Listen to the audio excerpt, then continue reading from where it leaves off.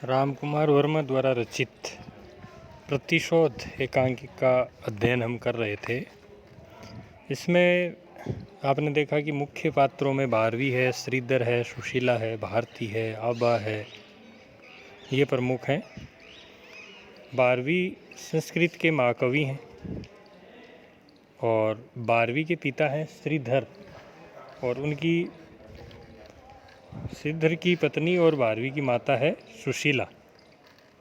तो ये आपस में वार्तालाप कर रहे हैं क्योंकि श्रीधर जो है वो कभी नहीं चाहते कि भारवी में अहंकार का लेश मात्र भी हो। इसलिए पति और पत्नी में अपने पुत्र को लेकर के वार्तालाप हो रहा है। श्रीधर, माँ के आंसुओं की तरलता, आपने देखा था इसमें कि माँ के आंसुओं की तरलता और सुख की विवलता का अनुभव पुत्र करता है। सुशीला कहती है अवश्य करता है, क्रिया की प्रतिक्रिया तो होती ही है। बिल्कुल ये तार्किक बात है कि क्रिया की प्रतिक्रिया होती है। श्रीधर कहता है तो देख लूँगा उसकी विवलता। तुम इस विवलता से ऊपर उठो, शास्त्र का चिंतन करो।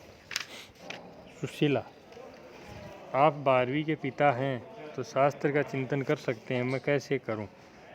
आज दूसरा दिन है और वह नहीं आया, और दिन तो वह जल्दी आ जाया करता था। तो माँ चिंतित है, आज दूसरी रात्रि का प्रहर है और वह अभी तक नहीं आया। न जाने वह कहाँ होगा, उसने भोजन भी किया होगा या नहीं। तो माता को अपने पुत्र की चिंता हो रही है कि वो आया नहीं, उसने अभी तक भोजन किया है या नहीं किया। श्रीधर, सुशीला तुम व्यर्थ की चिंता करती हो। भारवी कोई शिशु तो है नहीं जिसे भोजन कराने के लिए माता के दुलार की आवश्यकता है। वह किसी गोष्ठी में बैठकर कविता का आनंद ले रहा होगा या यहाँ माता चिंतित हो रही है। तो श्रीधर कह रहे हैं कि वो कोई छोटा बच्चा तो है नहीं कि आप उसको भोजन कराएं। वो तो खुद समझदार है, वो कहीं कविता का आनंद ले रहा है, इधर आप चिंतित हो रहे हैं। सुशीला, आप इतने निष्ठुर कैसे हैं? तो ये कह रही है कि आपको अपने पुत्र की थोड़ी बहुत भी चिंता नहीं है। क्या शास्त्र का चिंतन और पांडित्य निष्ठुर बना देता है? तो सुशीला श्रीधर को कह रही है कि आप तो बिल्कुल निष्ठुर होते जा रहे हैं। भूख प्यास में भी कभी गोष्ठी से रुचि हो सकती है। मेरा भारवी कहीं अन्यत्र भोजन नहीं करता। श्रीधर, भारवी, न तुम शांत रहोगी न मुझे शांत होने दोगी।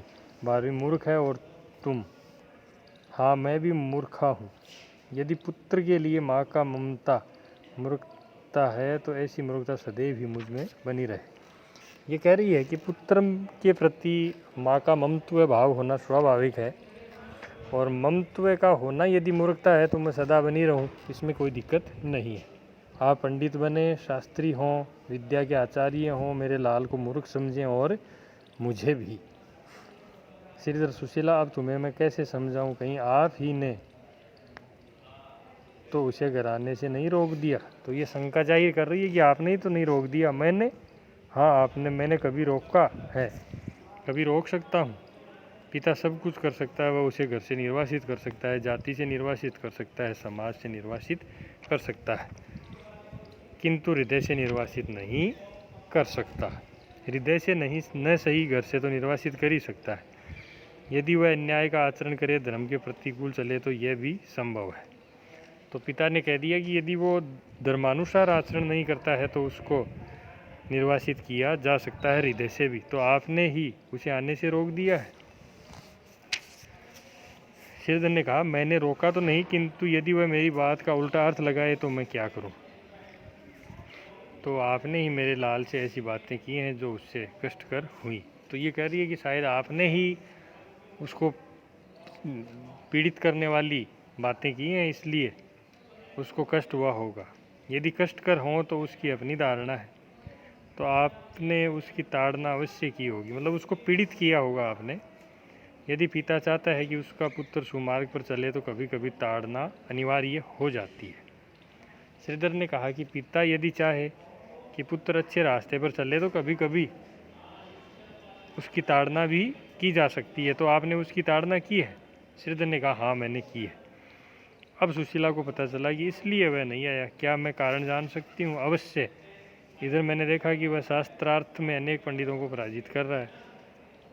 तो सुशीला ने कहा, यह तो आपकी प्रसन्नता का विषय होना चाहिए था। होना तो चाहिए, किंतु मैं इधर देखता हूँ कि पंडितों की हार से उसका अहंकार बढ़ता जा रहा है।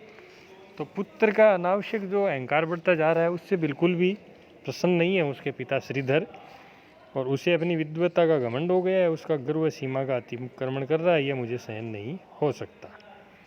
तो उसने कहा कि क्योंकि पिता पुत्र का कभी भी बुरा नहीं सोचते हैं उसके संबंध में, तो ये कह रहे हैं कि मैंने सोचा कि इसका अहंकार बढ़ रहा है, सारी सीमाएं लांघ रहा है, तो ये मुझे सहन नहीं है। तो क्या आप मेरे लाल से ईर्ष्या करते हैं?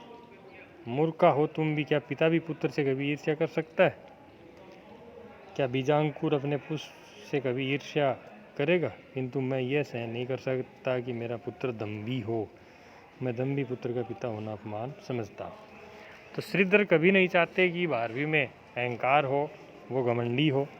तो आपने उसे ताड़ना दी? हाँ, उसे ताड़ना दी, और उग्र रूप से। क्या कहा आपने? मैंने कहा कि तुम महामूर्ख है, दम्भी है, अज्ञानी है। तो पिता ने पुत्र को डांटा और कहा कि तू दम्भी है और अज्ञानी है। यह आपने भारवी से एकांत में कहा या पंडितों के सामने? तो श्रीधर ने कहा, पंडितों के सामने। मुझे किसका संकोच है? पंडितों के सामने ही मैंने अनुशासन किया। पंडितों के सामने ही? पंडितों ने क्या कहा? कहेंगे क्या? वे भारवी की ओर देख हंसने लगे। भारवी के स्वर में ही बोलकर वे उसका परिहास करने लगे और ताली पीटने लगे। तो उसने, पिता ने कारण बताया है कि मैंने उसको ये कहा।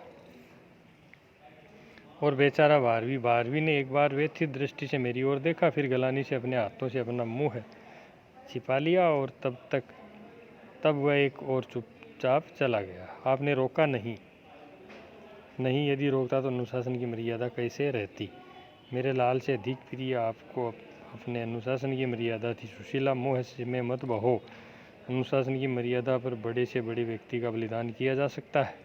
ओह, आपके क्रोध को देखते हुए वह अब फिर घर लौटकर नहीं आएगा। मेरा भारवी अब घर लौटकर नहीं आएगा। आपने अनुशासन की वेदी पर उसका बलिदान कर दिया। तो माँ चिंतित हो रही है।